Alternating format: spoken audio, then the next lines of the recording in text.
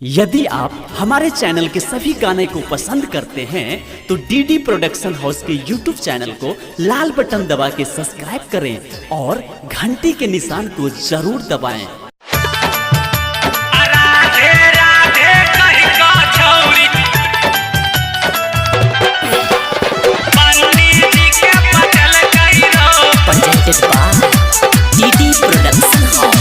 पूजा कर गेल छौरी सेटिंग अपन लगल कैरो। हाँ सेटिंग अपन लगल कैरो। सुनना सेटिंग अपन लगल कैरो। राधे राधे कही का छौरी पंडित जी के पटेल कैरो। राधे राधे कही का छौरी पंडित जी के पटेल कैरो। राधे राधे कही का छौरी पंडित जी के पटेल कैरो।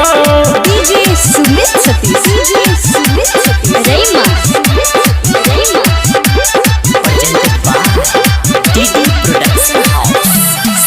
छौरी मंदिर के घंटा बजबै छै। हाँ पंडित जी के बजबै छै। साइड में जाके छौरी प्रसादी से हो खेल कैरो। हाँ प्रसादी से हो खेल कैरो। सुनना प्रसादी से हो खेल कैरो। राधे राधे कही का छौरी पंडित जी के पटेल कैरो। राधे राधे कही का छौरी पंडित जी के पटेल कैरो। डीजे सुमित सतीश, डीजे सुमित सतीश, रेमा डीडी प्रोडक्शन हाउस।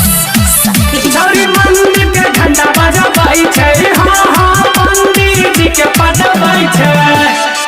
पंडित जी छी हतरा छेलै मुल्ला अपन फसल कैरो। हाँ मुल्ला अपन फसल कैरो। सुनना मुल्ला अपन फसल कैरो।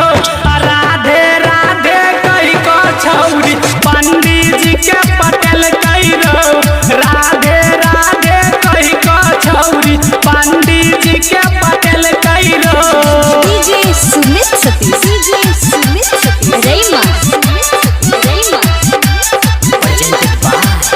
DD production house. छौरी मंदिर के घंटा बजबै छै। हाँ पंडित जी के बजबै छै। डर नहीं केलकै कनिको धर्म नाश करल कैरो। हाँ धर्म नाश करल कैरो। सुनना धर्म नाश करल कैरो। राधे राधे कही का छौरी पंडित जी के पटेल कैरो।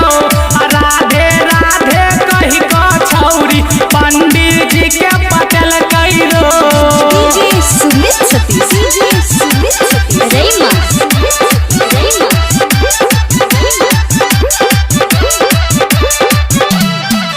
भेल छौरी के नहीं लाज शरम। हाँ चलकै के हन करम।